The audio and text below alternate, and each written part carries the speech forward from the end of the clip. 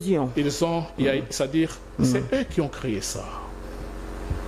Mais ils disent que c'est le régime de Kinshasa qui a commandité cette explosion. C'est eux qui ont pris le contrôle de Bukavu, ce sont eux qui sont présents dans cette ville. Et ce sont eux, parce que nous devons bien expliquer les choses pour éviter des confusions. Allez-y, ouais. Ce sont des choses qu'ils ont créées à la fin. Comment expliquer cet incident, ou ces incidents ne se sont pas produits pendant qu'il était en plein meeting? Mais c'est après... C'est juste après qu'ils ont fini, ils étaient en train de partir, qu'ils ont créé maintenant cette situation-là. Et cherchaient à faire croire au monde comme si les pouvoirs en place tueraient ou exterminer sa population, ce qui est faux et archi faux. Vous avez vous-même suivi, je crois, à travers les médias, la présence du procureur général de la CPI. Ici à Kinshasa. Il n'est pas venu en tourisme ici en République démocratique du Congo. Mais c'est Khan, effectivement. Il est venu faire son travail. On s'attend à des arrestations les jours à venir. Dans les jours à venir, il y a des gens qui vont pleurer. Vous ciblez qui, par exemple? Ils vont regretter. Kabila aussi est dans votre agenda? Je ne peux pas me permettre... Mais vous engagez l'Union sacrée, Président. Permettez, je ne peux pas, à mon niveau, me permettre de dire que Kabila est dans les coups ou Kabila doit être transféré au niveau de la CPI. Nous sommes dans une situation de crise où notre pays est agressé et nous avons besoin de la cohésion nationale. Très bien. Très bien. Le chef de l'État nous a fait voir une chose. Il dit: je ne peux pas négocier avec les pantins, les marionnettes, mais je préfère négocier ou dialoguer avec leurs maîtres. Alors, nous tous, nous savons que les maîtres, c'est qui? C'est Kagame, très bien. Alors, si il faut ajouter Kabila sur la liste, c'est-à-dire, il faudrait dialoguer aussi avec Kabila. Parce qu'il est le maître, si c'est vrai qu'il est derrière AFC, si c'est vrai, c'est lui qui soutient l'AFC et le M23, donc il est le maître il est aussi impliqué. Mais s'il est impliqué,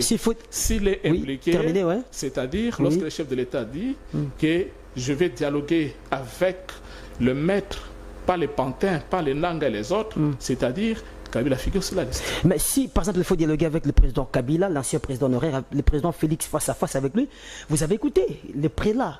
D'ailleurs, je veux aussi poser directement ma question. Vous avez tout emballé. Où est-ce que vous situez aujourd'hui les démarches de prélats catholiques? Là, c'est la première question. Deuxième question, vous avez vu lorsqu'ils sont partis pour rencontrer le président Kabila, Kabila a refusé de leur accorder l'audience. Il leur a expédié, je pense que c'était un de ses communicateurs, bon, je ne sais pas, cadre ou c'est quoi. Et puis il a refusé catégoriquement de dialoguer avec le président Tshisekedi. Est-ce que vous pensez qu'aujourd'hui, cette cohésion nationale dont vous faites allusion peut aboutir à quelque chose? Vous avez la parole, Président. D'abord, il faut éviter de donner l'impression comme si j'étais le porte-parole du FCC. Ils ont leur parti politique. Et peut-être la prochaine, vous ferez mieux de les inviter sur ce plateau pour qu'ils donnent la position de leur chef. Moi, je suis en train de parler de notre président de la République, qui est notre haute autorité politique de l'Union sacrée de la nation. C'est de lui qu'il s'agit. Et c'est celui qui est en train de souffrir, de souffrir. Vraiment, pourquoi? Parce que c'est sa population qui est en train de partir. C'est sa population qui est en train d'être massacrée par ceux-là qui ont pris des armes, par cette opposition qui a pris des armes. Alors, il faut éviter de donner l'impression comme si, je vous dirais, nous aurions souhaité, nous, en tant que mouvement pour le renouveau de la jeunesse congolaise, que l'ancien et l'actuel président puissent se côtoyer. Mais ce que nous sommes en train de vivre aujourd'hui, c'est un désastre par rapport à l'histoire de notre pays. Que doit retenir la jeunesse, ou que retiendra la jeunesse congolaise par rapport à cette réalité malheureusement déplorable que nous sommes en train de connaître?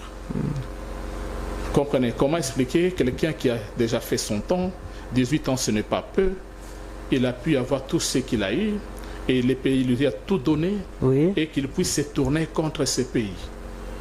C'est absurde. Alors c'est pourquoi moi je vous dis, nous sommes dans une situation de crise qui nécessite que les Congolais se mettent ensemble et puissent dialoguer. Et je pense que c'est important que nous puissions ensemble nous mettre ensemble pour pouvoir de dialoguer, la question qui se pose, mais dialoguer avec qui? Est-ce qu'on va dialoguer avec les pantins du 1-23, les marionnettes? Non. Le chef de l'État était clair sur cette question-là. Il va dialoguer au moins avec leur maître. C'est ce qu'il faut retenir. Sabin, où est-ce que vous situez la démarche du prélat catholique? C'est une démarche logique? Non. Ce que vous devez savoir, les prélats, vous savez, les prélats catholiques, ils ont présenté leur plan pacte social pour la paix. Effectivement, oui. Cela ne veut pas dire que non, c'est les chefs qui les ont envoyés dans ce qu'ils sont en train de faire. C'est une initiative de l'Église. S'ils estiment, peut-être ils estiment que c'est une bonne initiative, mais nous les avons vus